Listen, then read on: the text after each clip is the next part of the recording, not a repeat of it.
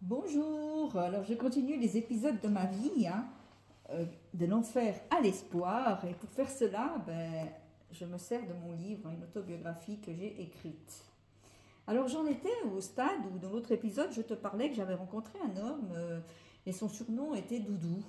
Et cet homme-là, justement, j'ai entendu une voix intérieure qui me disait, mais Katia, c'est dans cette communauté que je t'appelle. Et ça m'a vraiment interpellée. Cet homme faisait partie d'une communauté qui s'appelle la communauté des Béatitudes, qui était une communauté catholique. Et je me sentais. Alors, Doudou m'a proposé d'aller à Notre-Dame du Valentin, qui est une paroisse que je connaissais bien, une paroisse catholique que je connaissais bien parce que j'y allais régulièrement à la messe. Notre-Dame du Valentin il y avait souvent la messe le soir. Et c'est vrai qu'en semaine, j'aimais bien y aller, je participais. Et puis, alors j'y suis allée en grande confiance parce que je me suis dit, c'est une église. Pour moi, c'était une église qui était vraiment catholique, qui était ancrée dans l'église catholique. Et je me suis dit, c'est bon signe que voilà, ces gens aient là-bas animé ce week-end de prière. Et j'ai écouté ce que Doudou nous disait. Alors, il ne nous a pas parlé de la communauté où il était, ou très peu. Je ne sais pas, en tout cas, des grands souvenirs qu'il nous ait parlé de ça. Mais j'ai bien compris qu'il faisait partie d'une communauté catholique. Mais il nous a surtout parlé de son histoire. Il a redonné son témoignage là devant les gens qui étaient venus écouter. Et il nous a parlé aussi de sa relation avec Dieu. Et il nous a montré, il nous a expliqué que dans sa communauté, en tout cas, ils avaient une relation avec Dieu et que lui aussi il pratiquait cela, mais une relation où il parlait à Dieu d'une manière spontanée, d'une manière vivante, d'une manière... Et voilà, que ce n'était pas...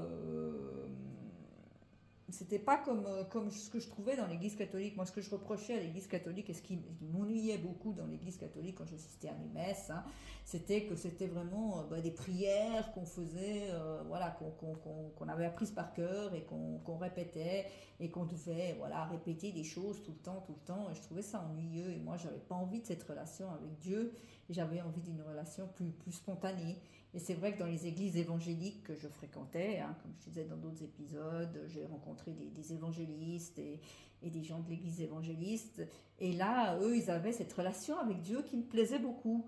Où voilà, ils parlaient à Dieu comme on parle à un ami, quoi, tout simplement. Et ils récitaient des prières. Ils récitaient des prières, c'était pas des prières parce que c'était des paroles qu'ils disaient. Par exemple, ils disaient merci à Dieu. Ils disaient voilà, je te demande cela ou aide-moi pour cela. Et puis c'était vraiment, c'était plus spontané, beaucoup plus vivant et puis les chants étaient beaucoup plus vivants.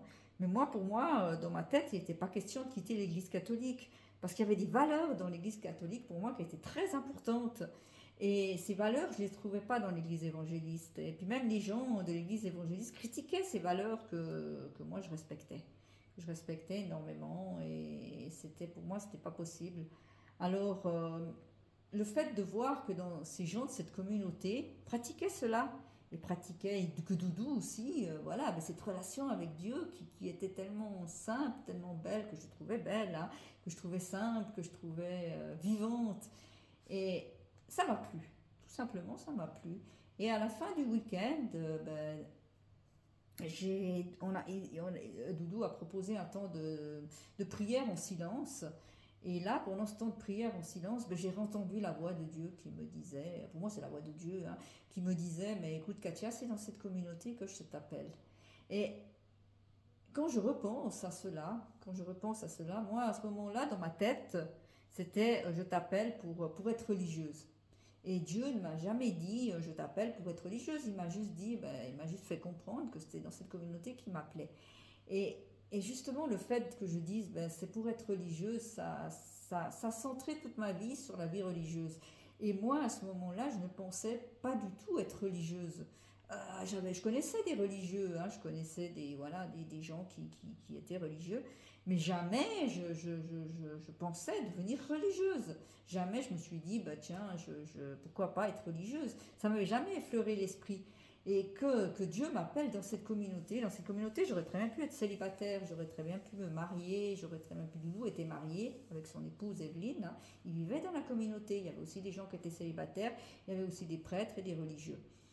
Mais voilà, pour moi, dans ma tête, c'était ça. C'était être religieuse dans cette communauté et j'en démordais pas. Et je pense quelque part, c'est l'erreur que j'ai fait hein, en rentrant dans cette communauté à vouloir être religieuse, mais je t'expliquerai tout cela par la suite et tu le comprendras. Alors Doudou m'a dit, écoute Katia, voilà, moi je lui ai dit que j'avais quand même un peu peur parce que je connaissais pas cette communauté, je savais pas ce que c'était. Et puis il m'a dit, mais écoute, je te propose de venir passer une semaine quelques jours chez nous. On habite à Murinet, hein, notre communauté est à Murinet, près de Grenoble. Et viens, et puis vois comment ça se passe. Si ça te plaît, ben écoute, tu t'engages plus. Si ça te plaît pas, ben voilà, tu te comprendras que c'est pas ta voie, hein, c'est pas ce que tu dois faire. Et moi je me suis dit que c'était une bonne idée. Je me suis dit génial, c'est ce que je vais faire. Alors là, je suis allée voir, je suis rentrée à la maison chez ma mère, mais très enthousiaste en disant ouais c'est super, j'ai enfin trouvé ma voie, je pense que c'est ça que je vais faire et je pense que ma mère va être contente parce que ma mère est catholique, pratiquante et puis pour elle c'est quand même quelque chose de catholique, c'est important et je pense qu'elle va être heureuse de savoir que sa fille, voilà, veut s'engager dans cette voie. Et ça a été tout le contraire. Ma mère, elle s'est fâchée. Elle a dit, mais c'est pas possible, même sans connaître la communauté, elle s'est fâchée. Elle m'a dit, mais écoute, c'est une secte, c'est incroyable ce que tu me racontes là, comment tu peux faire ça, comment tu veux partir dans un endroit pareil. De toute façon, tu as 18 ans et la majorité en Suisse, c'est 20 ans. C'est vrai qu'à cette époque, c'était 20 ans. Elle m'a dit, pas question que tu ailles là-bas avant ta majorité. Et c'est comme ça. Alors, elle m'a quand même laissé partir 5 jours, voir un peu ce que c'était cette communauté. J'y suis allée. Et là, j'ai été vraiment enthousiaste parce que j'ai vu que c'était déjà des jeunes hein, qui étaient dans cette communauté en grande majorité. Et puis, c'était des jeunes ils vivaient la charité. En tout cas, j'avais l'impression qu'entre eux, ils vivaient la charité, ils vivaient le respect. Ils priaient d'une manière que justement qui me plaisait, où ils parlaient à Dieu comme si Dieu était un ami. Hein. Il récitait ses prières spontanées, ce que j'appelle ses prières spontanées, c'est-à-dire de parler à Dieu simplement hein, sans devoir réciter des prières.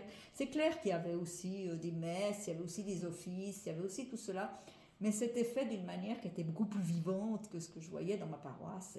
Et c'est vrai que ça m'a enthousiasmée. Alors j'étais très contente de ce séjour que j'ai fait là-bas.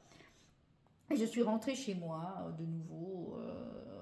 En étant persuadée que c'est ça que j'allais faire, c'est ça qu'à 20 ans, j'allais rentrer là-bas dedans. Et je vais te raconter mon entrée dans les béatitudes. Dans le prochain épisode, je te le raconterai. Et si tu as envie de savoir la suite, je t'invite à t'abonner à ma chaîne, si ce n'est pas déjà fait, comme ça tu auras une notification. Et aussi, je t'invite à liker cette vidéo si elle t'a plu et je t'invite à la partager. Merci à toi.